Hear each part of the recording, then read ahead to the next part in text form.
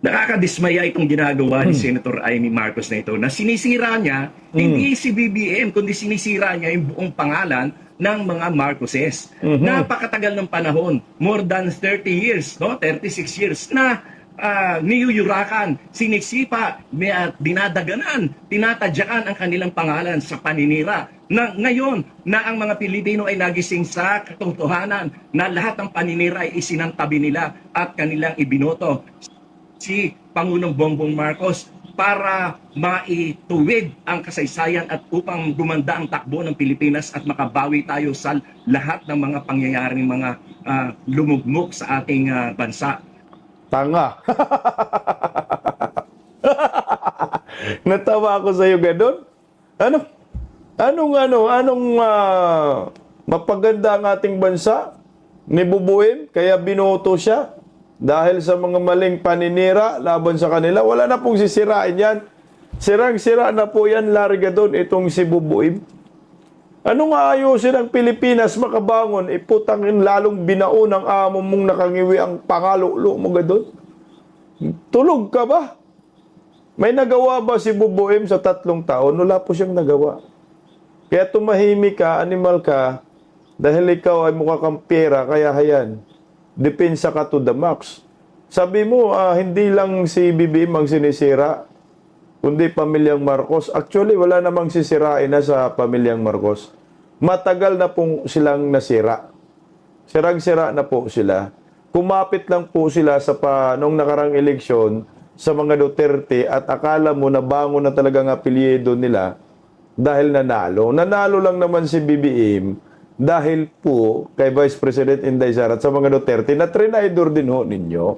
Taka naman siya doon talaga para namang lus-lus mo doon. Ngayon ay sinisira niya. Sinasabi pa niya na nag-drug user daw si BBM at kaya pinakasalan ni Lisa ay upang maging matuwid ang kanyang buhay. Napakalaking kalokohan yan. Huwag nating maliitin ang pagmamahal ni First Lady Lisa Araneta Marcos kay Pangulong Bongbong Marcos sapagkat noong panahon na yon ay dapang-dapa sila talagang kanyang minahal ang ating Pangulo noong panahon na hirap sila noong panahon na niyuyurakan at tinatadyakan ang kanilang pangalan. Gano'n naman Kala mo naman magkasama kayo ni BBM nung nasipa siya. At magkasama kayo ni Lisa, yung nasipa yung pamilya nila, na-exile sila. Kasama ba kayo? Para maniwala kayo at sasabihin mo na isang kalukuhan yung mga sinasabi ni Amy Marcos. Again ay putya, kahit galit ako dyan kay Mangga dahil sa nangyayari sa atin.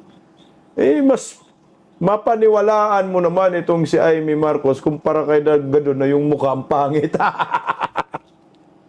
Doon. Ba't ganyan na yung mukha mo? Talagang maga ka na rin Para si Mr. Bean na Mr. Bean yung mukha. Actually, ang makapagpasabi po yan na sa kalagayan po ng pamilyang Marcos, wala na pong iba, kundi yung si Senator Amy.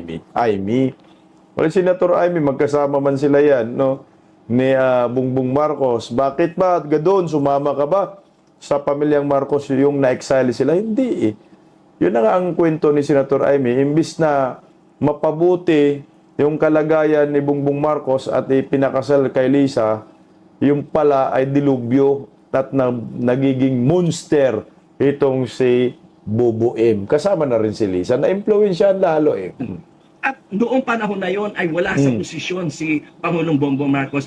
Noong pinakasalan siya, nilalait pa niya, panlalait pa yung ginagawa ni Senator Amy Marcos. Nasaan naman ang kanyang utak? Sana napunta ang utak mo, Amy? Kaibigan kita pero hindi ganyan dapat ang ginagawa mo. Sinisira mo yung pangalan ng buong pamilya nyo. Bakit? Kasi meron ka nahuhulinigan na yung iyong badman dyan sa DPWH ay malapit na raw kumanta sa aking pagkakaalam. Gumawa ng chismis. May bagman daw si Senator Amy.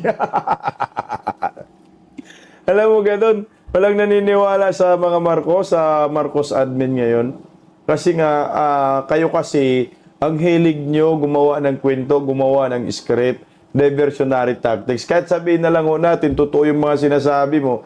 Pero ang mga ginagawa nyo kasi panluloko pambubudol, mana ka sa amo mo. Anak ka ng kagwang, may pagman daw si Senator Amy. No? Tangina, no? Talagang gusto nilang i-divert ang issue. Wala eh. Ganito po talaga ang mangyayari sa mga demonyo. Hahatulan at hahatulan ho talaga yan ng taong bayan. Takot na takot siya, no? Masipa si BBM.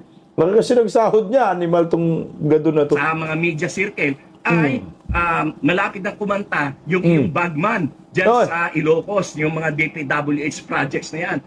Sa aming narinig din na si Diskaya pala ay contributor sa campaign mo, na donors mo rin sa campaign mo.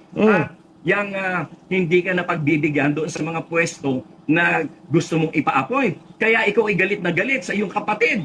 Pero kung galit ka sa kapatid mo, dapat ay yan ay ipaglihim nyo lang sa inyong pamilya. Huwag mo idamay ang mga Pilipino, huwag mo idamay ang Pilipinas, kaya maninira ka. Galit na. Huwag mo daw damay ang Pilipino. Putangina mo ganun. Alam mo, ganun damay na nga ang Pilipinas ngayon. Dahil nga, yung presidente po ng Republika ng Pilipinas, si Bongbong Marcos, at yung bumabanat ay yung si Senator Amy.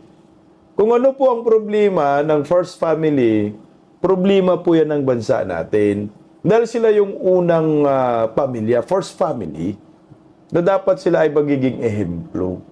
Damay tayo, matagal na tayong dinamay gadun.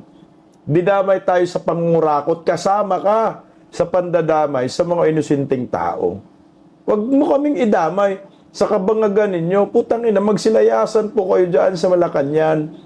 At huwag mong idamay mga inosenteng tao. Mantakin mo gadun eh. Utang ng utang kayo. Oh, ang lalaki ng pundo ninyo. Kawawa yung mga Pilipino. Kami magbabayad sa mga utang ninyo. At yung mga maliliit pang bata, may utang na rin, yung ipapanganak pa. Kaya kawawa eh. Kaya ako sa akin, tama yung ginawa ni Senator Amy sa pag-unmask at pagsabi ng katotohanan. Eh kung ito man lang ang magiging dahilan na si Bongbong Marcos ay mag-resign, tama lang. Alam niyo mo doon, ang laki ng problema mo, no? Eh magpa-hair follicle drug test na lang kasi kayo, sabay-sabay, yung mga circle friends ni Bongbong Marcos para malaman natin kung sino yung sabog or sobrang sabog. Doon, di ba? Tayo ng pangit ng mukha. Magdi-destabilize ka ng gobyerno. Sino pinapahirapan mo? Ang mga Pilipino. Yan ba ang dapat mong gawin? Dapat mo ba sirain ang ating bansa? Mag-isip-isip ka, Amy. Mag-isip-isip ka, gadun. Wala na, no? Mukhang ano na siya, hysterical na si gadun dito. Hindi niya talaga matanggap. Alam niyo po gadun, yung taong bayan, matagal nang pinapahirapan ni Bongbong Marcos. Yung mga nabaha, ang tanga mo. Flood control projects, puro ghost. Ilang namatay dahil sa mga ghost projects. Flood control nawala. Mga binaha, animal, nilindol. Walang natulong itong si Bubuim. Bagsak ang ekonomiya. Laganap na droga, laganap na mga krimen. Diba doon? Pinapahirapan ni Bongbong Marcos sa almost sa 3 taon niya sa panunungkulan ng mga Pilipino, wala siyang ambag.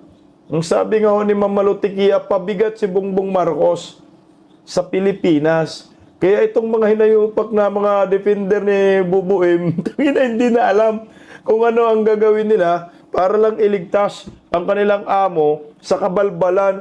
Alam mo, simple lang, hair follicle drug test para matapos. Nasaan ang utak mo? At sinisiraan mo pa si BBM para ikaw ay makapagtakbo sa ticket ni Sara. Saan daw ang utak ni Amy? Alam nga naman, sa puwet. Nasa ulo, ikaw ganun. Saan ba utak mo? Baka nasa talampakan. Gigil kang hinayupa ka eh. Kala mo naman, may ambag ka sa lipunan, pabigat kayo eh.